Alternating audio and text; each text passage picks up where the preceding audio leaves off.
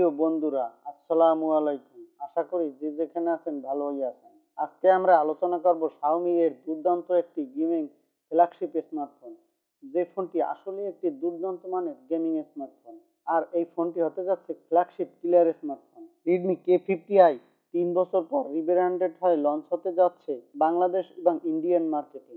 যদিও ফোনটি চায়না মার্কেটে লঞ্চ হয়েছিল 3 বছর আগে Redmi 11T নামে এবং ফোনটি Redmi K50i নামে লঞ্চ হয়েছে ইন্ডিয়ান মার্কেটে। তবে আশা করা যাচ্ছে কিছুদিনের মধ্যে বাংলাদেশ মার্কেটে অফিসিয়ালি ভাবে পাওয়া যাবে। তবে এখনই কিছু কিছু শপিং মলে আনঅফিসিয়ালি ভাবে পাওয়া যাচ্ছে। বন্ধুরা, ছোট্ট একটি রিকোয়েস্ট, এখনো যারা আমাদের চ্যানেলটি সাবস্ক্রাইব করেনি তারা আমাদের চ্যানেলটি সাবস্ক্রাইব করে পাশে থাকা বেল বাটনটি প্রেস করে যাবেন, যাতে পরবর্তী আপডেট অতি সহজে পৌঁছে যায় আপনার কাছে। তো চলুন তাহলে আজকের ভিডিওটি শুরু করা যাক।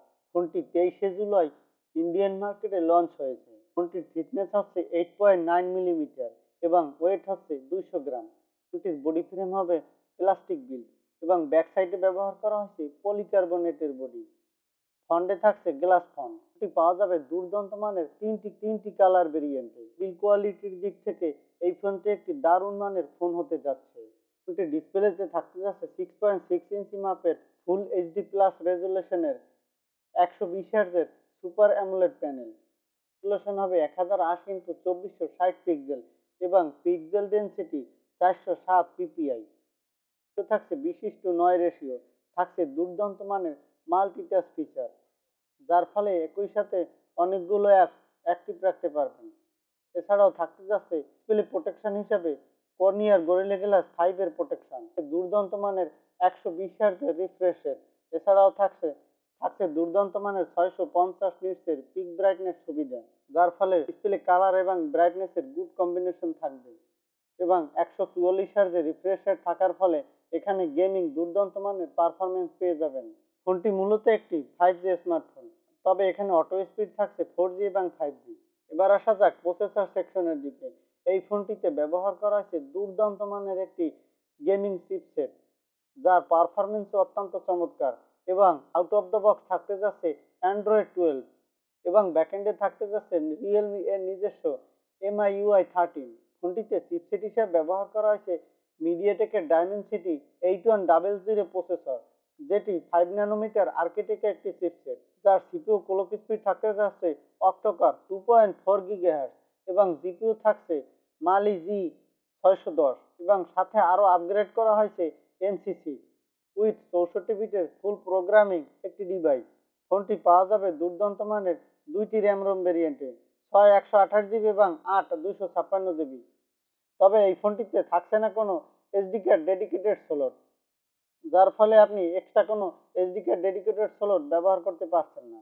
তবে থাকছে dual SIM standby 5G supported. যেহেতু এই চিপসেটটি একটি দারুণ চিপসেট, তাই এখানে আপনি চমৎকার মানের পারফরমেন্স পেয়ে যাবেন। ফোনটিতে ব্যবহার করা হয়েছে ব্যাকএন্ডে ট্রিপল ক্যামেরা সেটআপ, যার প্রাইমারি লেন্স হবে 64 মেগাপিক্সেলের। এরপর আরও থাকছে 8 মেগাপিক্সেলের একটি আলট্রা ওয়াইড অ্যাঙ্গেল লেন্স, 2 মেগাপিক্সেলের একটি ম্যাক্রো লেন্স। ফোনটির ব্যাক সাইডের ক্যামেরা থেকে 4K রেজুলেশনের 30 fps ভিডিও রেকর্ড করার সাপোর্ট থাকছে। এছাড়াও 60 or 120 fps ভিডিও রেকর্ড করার সাপোর্ট পেয়ে যাবেন।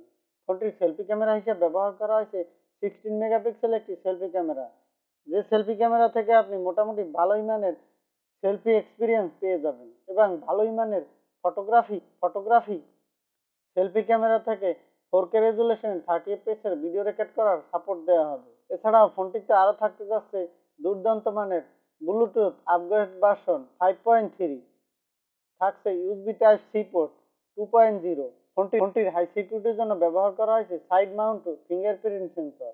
এই ফোনটির দুর্দান্ত মানের একটি দিক হলো এখানে ব্যবহার করা হয়েছে উপরে এবং নিচের দিকে দুইটি সাউন্ড স্পিকার, যার ফলে এই ফোনটির সাউন্ডের ক্ষেত্রে দারুণ একটি কম্বিনেশন পাওয়া যাবে।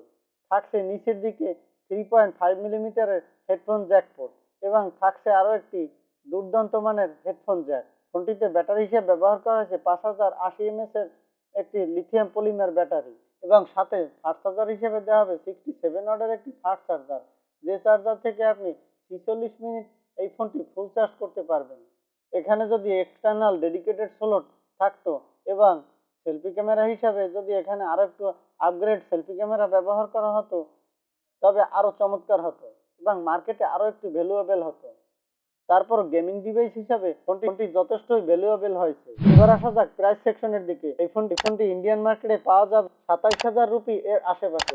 তবে অনেক ডিসকাউন্ট এবং সুযোগ সুবিধা দিয়ে থাকার ফলে কিছু কিছু শপে এই ফোনটি পাওয়া যাবে 21 থেকে 22,000 রুপি এর আশেপাশে। যখন এই ফোনটি বাংলাদেশ মার্কেটে অফিসিয়ালি ভাবে পাওয়া যাবে তবে এই ফোনটি পাওয়া যেতে পারে 32 থেকে 35,000 টাকার আশেপাশে। তবে বাংলাদেশের আনঅফিসিয়ালি যেসব শপে পাওয়া যাবে দাম কিছুটা কমে পাওয়া যেতে পারে। বন্ধুরা, এই ছিল আজকের ভিডিও। আজকের ভিডিওটি যদি ভালো লাগে লাইক দিন। যখন ফোনটি বাংলাদেশ মার্কেটে অফিসিয়ালি ভাবে লঞ্চ হবে তখন তার ফুল এক্সপিরিয়েন্স এবং ইউজিং এক্সপিরিয়েন্স আপনাদের মাঝে শেয়ার করব। আজকের মতো আল্লাহ হাফেজ।